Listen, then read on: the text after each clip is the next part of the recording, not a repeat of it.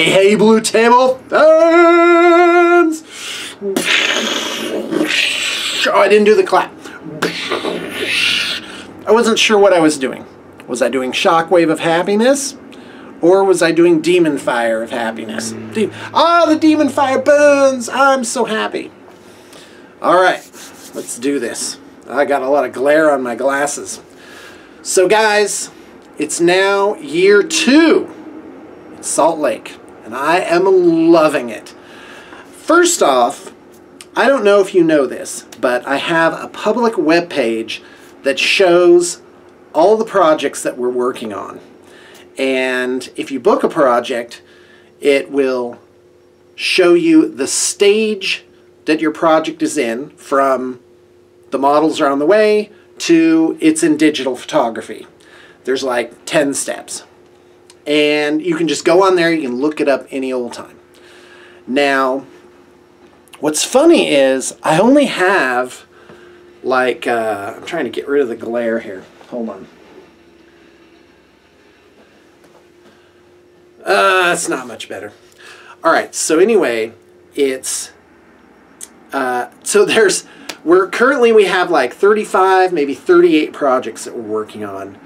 And, but there's at least 50 visitors a day to the site. So I'm like, what's going on here? Who's looking in? It's like, you know, get off the benches. Get off the bench. Get in the game. Alright, so it's, and then at the top, there's the deadlines where your project is scheduled to be completed. And if you look on there, you will see a pretty ironclad track record. So I'm pretty excited. My crew is really strong. The turnover is lower than it's ever been. And my people, they just get more and more and more and more skilled. So it's pretty exciting. Pretty exciting. All right, so what's new? First off, as you know, I concluded my Pathfinder campaign. So if you're like, what miniatures battles are you playing these days, Sean?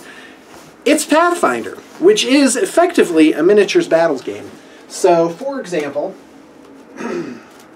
Emerald Spire, which is this hardback mega dungeon adventure thing, is, as far as I know, the only thing that has maps, and these fold out, by the way, for your kitchen table, that has maps for the module itself. The rest of them, they don't have that.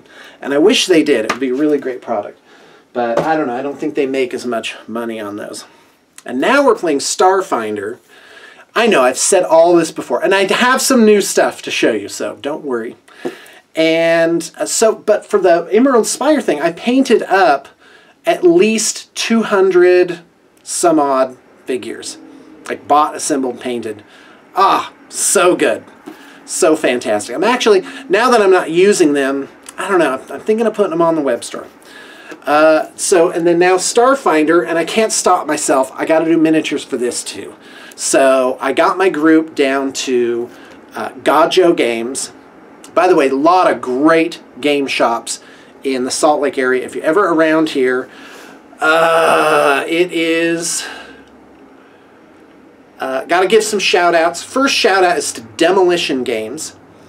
It's on 33rd South, and they have no Games Workshop in there. They're mostly War Machine hordes. Great. Clean, well-stocked, tons of gaming area, just completely ace. The other one is Gajo, which is at 95th South, and 94th South. And they are like, this is the old school game shop. Like they've been around, I don't know, time immemorial. And I love them. They do miniatures battles only, no role-playing games, a lot of historicals. So kind of the older, more entrenched gamers are down there. And as far as I know, I haven't really gone to any of their game nights. Just the impression I get, and they are stocked so well. And that's where I picked up this little gem, Beyond the Gates of Antares. And I'm sure I'm over-exaggerating that pronunciation. and I'm going to tell you all about that. Then there's Oasis Games, which has is mostly like Magic and card game stuff, but they just moved into this refurbished 10,000 square foot area, and they're doing just a spectacular job. They've really welcomed our group with open arms, and of course I have a lot of other resources to fold in there from Blue Table fame. So guys, that's what I'm doing. Starfinder's amazing. I thought of like, I think it's our third session now, and I'm really enjoying it. I'm only playing, which is weird for me, but I'm playing 2 characters, so it kind of keeps me busy. And so yeah, Starfinder. All right, so Beyond the Gates of Antares. Now this, look at how thick that book is first. So this is the basic book, which you get in this kit. Let's see if I can actually close this. Hold on a second. Aha, that's why. That's what's holding up the show. So you get it in this kit here. Pretty modest box. And this, I'm pretty sure this retails for $112. And compared to Games Workshop basic kits are clocking about $150. And they're a great, I mean, they're really amazing. So, but Gates of Antares is put up by Warlord Games. That's of Bolt Action fame. So this is kind of their sci-fi game, and it was created by, written by Rick Priestley. So anyway, so I've educated myself a little bit about this, watched a ton of battle reports and stuff, and this really kind of harkens back to, like, if you enjoyed that old school Warhammer 5th edition sort of feel to it, but with a more streamlined rule set that made more sense, and a very simplified product line where you can really sort of wrap your head around it, boy, this is the game for you. And I have to tell you, I'm quite smitten by it. I've had a hard time, like, I know I need to get back into 40K, do those battle reports, but I just, like, I can't. It takes so much mental, and already it takes so much mental energy to do it, to like learn. It's like going to college, you know, that, and already they rebooted with 8th edition, but already there's like a zillion books out, you know, that you gotta, and now you gotta like find the points in other places. And so I'm still, guys, I'm still working up to it. I just haven't found an army where I'm just like, oh yeah, I need to do those guys. Because in a way, over the course of 13 years, I've seen it all. I'm a little jaded. But if something newer and simpler comes along, I find that really very appealing. It's really nice. So anyway, if you're looking at Antares, it's called you'll see the figures in a second, the Xylose Horizon. And this is the basic kit. You get the rule book in here. I think the rule book doesn't say the retail. Probably retails for $60. So you may as well just get all these figures with it. And unless you're not going to do these guys. So this is what the sprues look like. They got a lot of metal stuff, but this is mostly like an infantry game. And they've got some vehicles which are very handsome looking. And these are like the walkers and stuff. And the game setting is really cool. I think I've showed you some of these painted already. And I gotta tell you, they're real cool. I love the figs. And the thing is, what really attracted me to this initially was they were going to be great figs for the Starfinder game. And as you know, I am very excited about my ultimate D&D idea. I've got everything in place to do it. I just need to actually pull the trigger on it.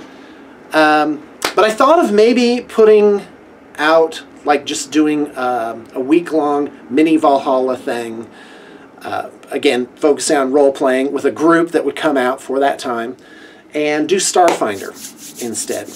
And the reason why is, after running Emerald Spire, I realized I am not that great of a DM in terms of knowing all the rules, being able to run a very sort of technical game like Pathfinder. and have players who I don't know fly from everywhere with, you know, their own ideas of how their character is going to work and make it fun for everybody. I'm just like, that's probably good thing I tested it out. I'm like, it was kind of a dry run to figure out how well did I know the rules. Now with the Ultimate D&D or Ultimate Starfinder idea, it would presumably be like one group, like a bunch of people that already knew each other who would say, hey, let's do this. And I already have that within the contacts of Valhalla. So, like, there are people that would probably do it this year. So, anyway, but with Starfinder, like, you don't need... I'm serious, you need like 20 books to play Pathfinder. And, like, really have all the options explained out. Of course, there's an online thing. I think it's called the SRD, where you can just look up any rule that you want. But I don't know, there's something that goes missing when you don't have actual books. But with Starfinder, this is it. This is the one published thing. Everything comes out of here. And well, they have an alien archive, which is like a monster manual. But it's really like the stuff you have to wrap your head around is really limited. And I guess now that I'm wrapping up this video, that would be the theme of everything that I'm saying, is that there's a mental cost to getting into a game where you have to wrap your head around a certain amount of stuff and to enjoy it as well. So if you play a game where there's like 40K, seriously, if you bought everything published for 40K, even 8th edition, you'd have a stack 3 foot high of books. You'd need to read that, you need to understand it, it'd have to kind of all be in there. And I'm like, I better start now if I'm going to get 8th edition in there too. And if you've been playing as long as I have, since 2nd edition, it's like that's 7 editions kind of floating around in there where, you know, somewhere in that gray matter, all these details are, you know, of sweeping advances and stuff like that is like sort of in there somehow. But anyway, Gates of Antares, in fact, let me grab the rule book again. This really, the system is so smooth, like it's designed so well, but the army list entries really do harken back to what somebody in the golden age of 40K would be expecting. Don't get me wrong, it's its own game, both in terms of background and in terms of gameplay as well.